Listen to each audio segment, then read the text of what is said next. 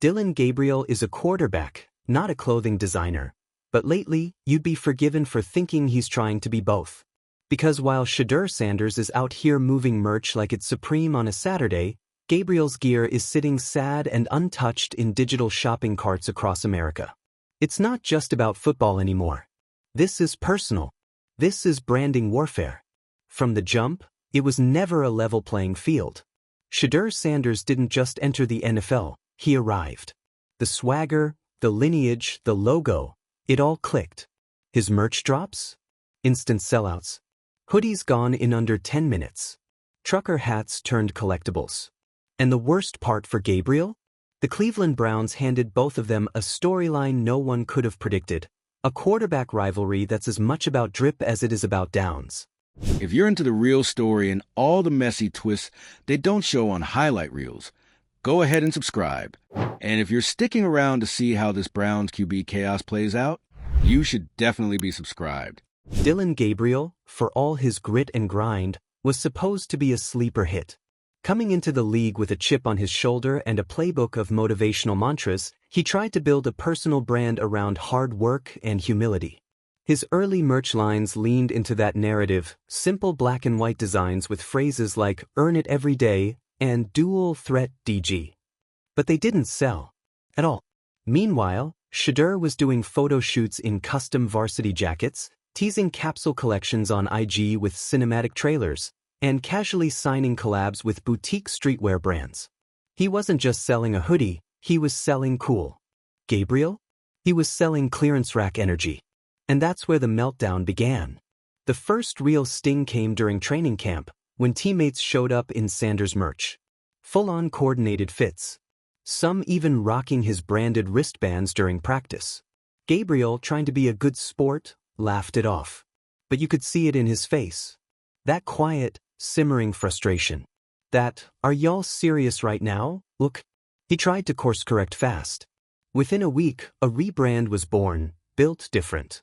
A fresh slogan, a revamped logo, DG stylized in sleek block letters with lightning bolts, and a dramatic Instagram reel of him doing solo drills in the rain.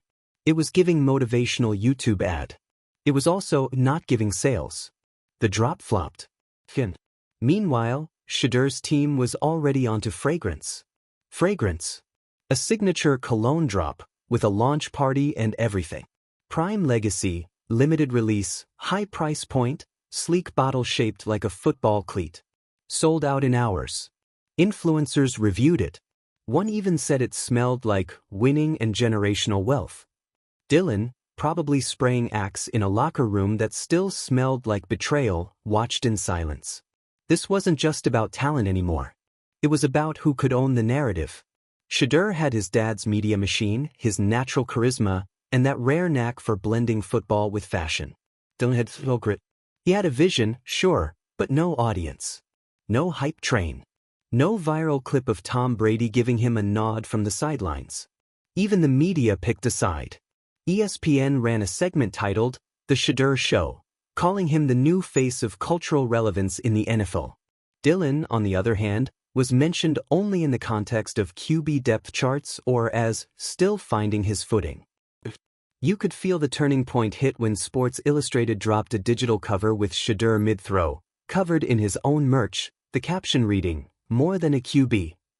Meanwhile, Dillon was still trying to convince local reporters that his newest long-sleeve design was made with sweat-wicking tech for grinders. It got worse. In week 2 of preseason, the Browns made the shocking announcement: Shedeur Sanders would get the start. No NFL experience, no problem. He had the buzz and buzz talks. Gabriel? Back to clipboard duty. Twitter had a field day. Memes flew. One read, "Built different, but built for the bench." And look, this isn't about discrediting Dillon Gabriel. The guy works. He trains like it's a Rocky montage. He studies film. He cares. But when your competition is literally redefining what it means to be a modern quarterback, media savvy, marketable, memeable, it's like showing up to a Super Bowl in Crocs. Desperate to get back in the game, on some front, Gabriel launched yet another campaign, Legacy Mode. This time, it leaned heavily into nostalgia. Retro fonts. Washed out colors. Inspired by the greats, his bio read. A few loyal fans bought in. A few. But no frenzy. No waitlist. No bots crashing the site. Meanwhile, Shedeur was partnering with a sneaker brand for a custom cleat drop. And hosting a game day fit breakdown on TikTok. Fans recreated his outfits. Some even got tattoos of his signature logo. At this point, Dillon's merch wasn't just underperforming, it was practically a punchline. In an unfiltered moment during a podcast, a former teammate joked, "If I buy DG's hoodie, will he finally get some reps?" The clip went viral. Dillon, to his credit, didn't respond publicly. But you know that had to hurt. And still, somehow, he didn't stop. He doubled down. Started signing hoodies himself, handwriting custom notes like, "Keep pushing," and "Prove them wrong." He sent out giveaway packages. Ran an ad with a local gym. Even tried a collab with a protein shake company. All heart, all hustle. Still, nothing took off. But here's the wild twist in all of this. Dillon Gabriel hasn't quit. While most would have rage deleted their Shopify account and started planning their retirement podcast, he keeps posting. Keeps showing up. Keeps trying. There's something weirdly admirable and kind of tragic about it. The guy's out here selling motivational hoodies to a crowd that already bought into a cooler, flashier dream. But he's still pushing them like they're couture. In some poetic way, Dillon's merch saga has become a metaphor for his entire NFL career. Always on the edge. Always almost there. Outworked but overshadowed. Respected but never relevant. And Shedeur? He's not just building a legacy, he's monetizing it in real time. The Sanders empire is booming. From cleats to cologne to couture, the man's building his own fashion-forward football dynasty. And Dillon Gabriel is stuck on the sidelines, hoping someone finally notices his built different beanie. So, what do we make of this? Maybe it's not just about talent or timing or even marketing. Maybe it's about that intangible thing that makes some players go viral and others go unnoticed. Maybe Dillon Gabriel was never supposed to be the brand. Maybe he was supposed to be the underdog in someone else's highlight reel. But don't count him out just yet. Because the guy's still here. Still trying. Still handwriting those notes. And sure, the merch isn't flying off the shelves, but maybe, just maybe, it's not about how many hoodies you sell. Maybe it's about still believing in your own name, even when everyone else is rocking someone else's. Dillon Gabriel might not be the face of the league. He might not be the next fashion-forward phenom. But he's got grit. He's got hustle. And he's got one last hoodie to sell. So go ahead, laugh at the merch. Mock the slogans. Compare him to the golden child of the Sanders dynasty. But just know, DG's still grinding. And if he ever does get his moment, you better believe he's showing up in his own hoodie. Now here's the thing about being second place in a two-man race. You're either invisible or you're a joke. And for Dillon Gabriel, it's starting to feel like he's living in that awkward limbo where he's somehow both.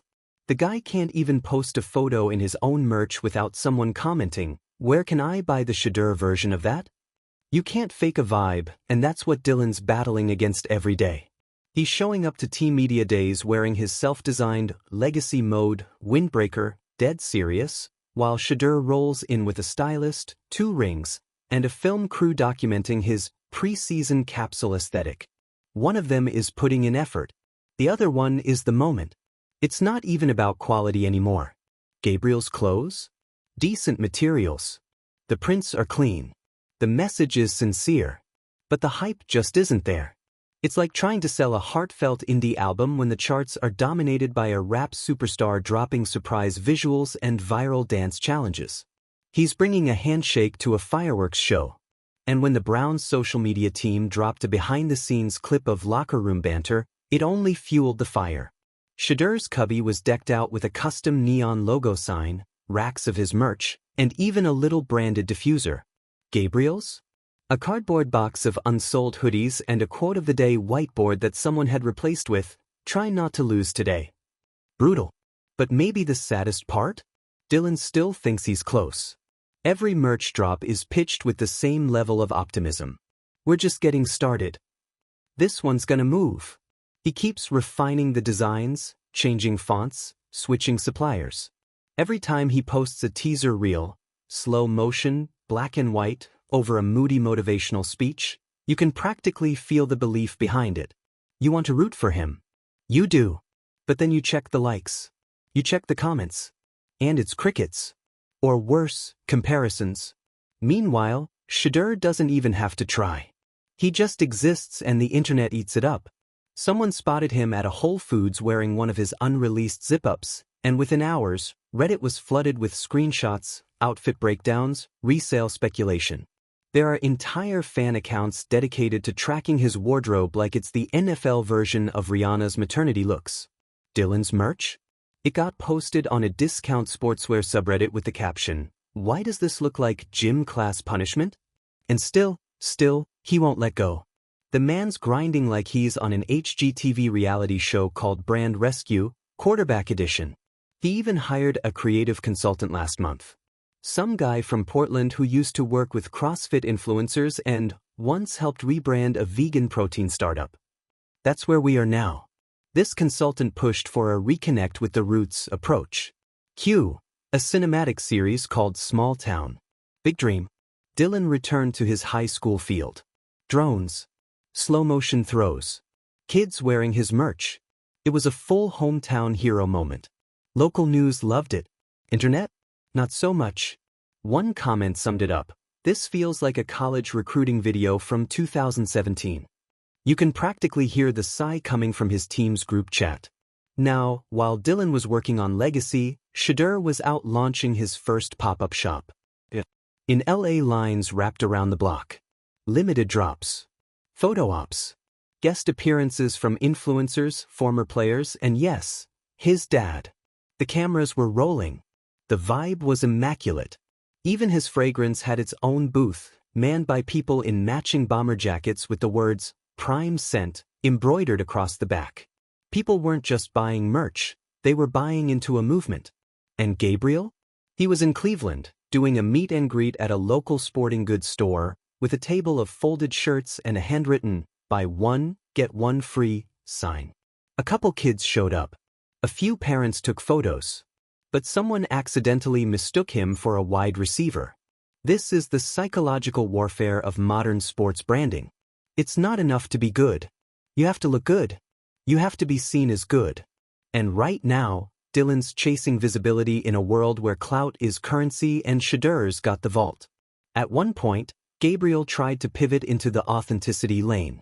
He did a long-form interview podcast, talking about mental toughness, playing through adversity, and how he's not in it for the fame. Respectable stuff. Heartfelt even.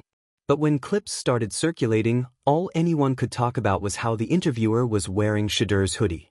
That's the cruel irony. Dillon's message is real. But in this ecosystem, real doesn't always go viral. And sometimes the louder story wins, even if it's all branding and no backstory. You start to wonder if Gabriel's just too old school for this era. Like he missed the moment the game flipped from stats and grit to style and social media. He's still treating the NFL like a meritocracy while Shedeur's treating it like Coachella with cleats. And then comes the team photo shoot.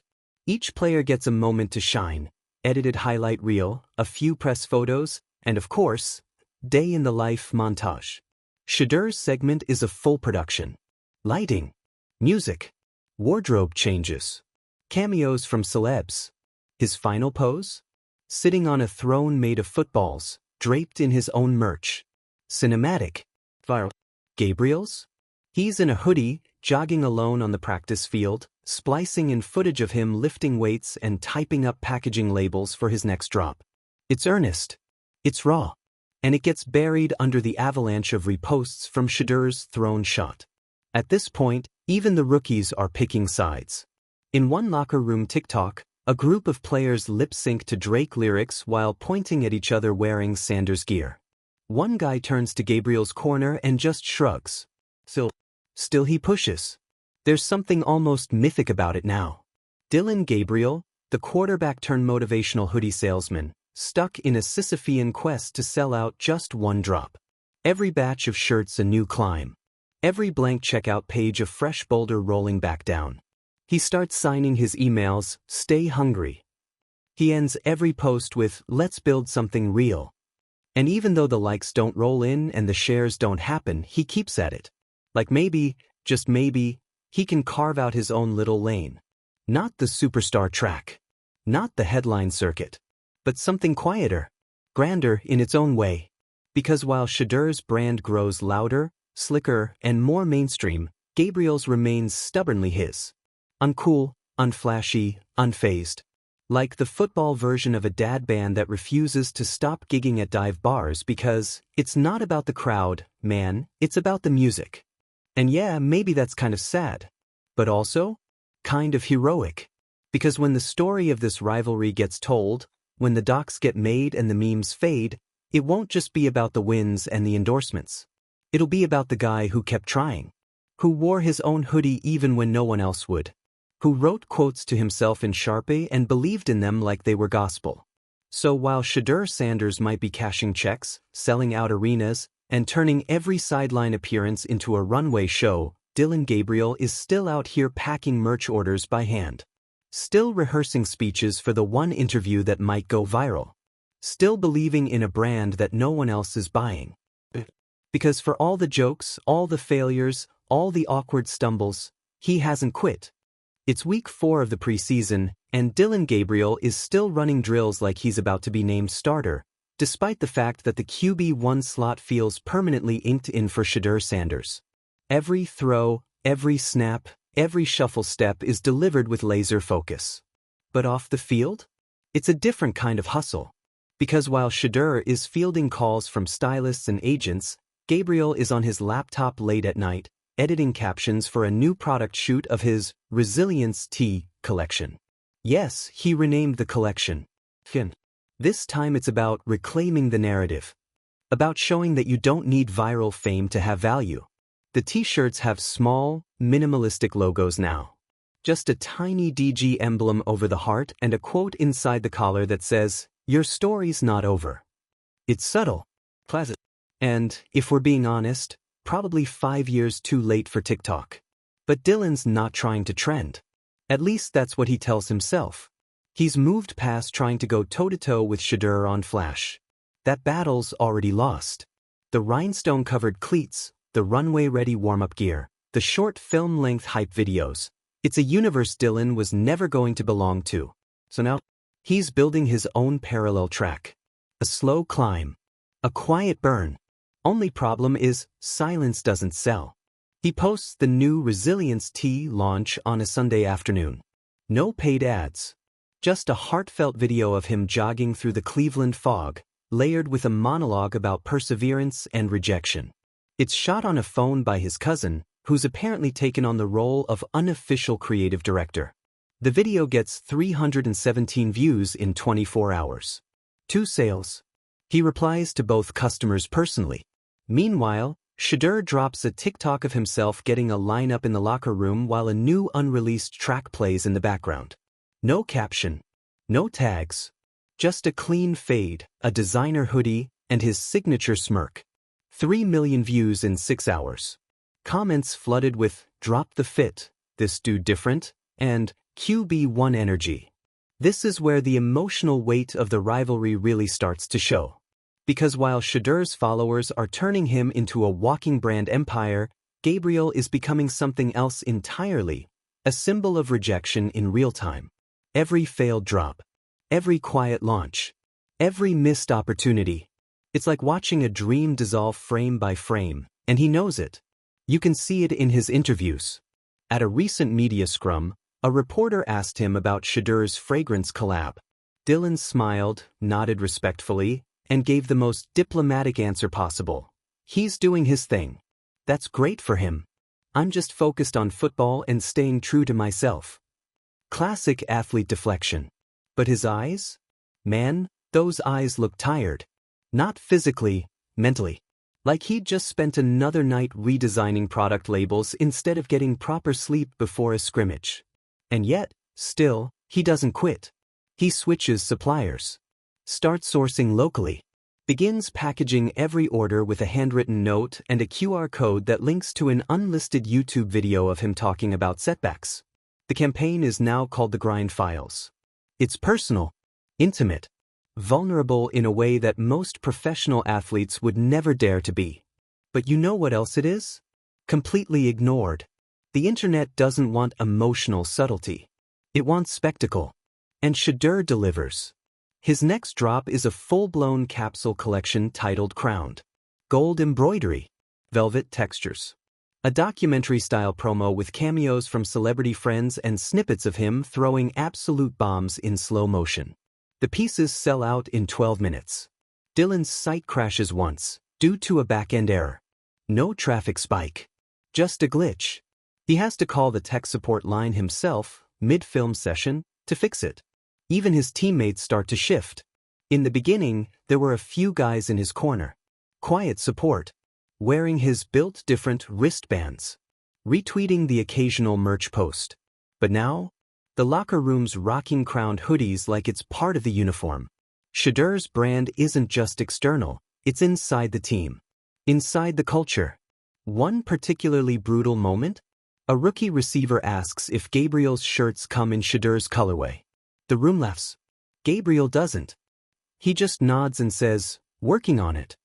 But here's the crazy part, this all just fuels him.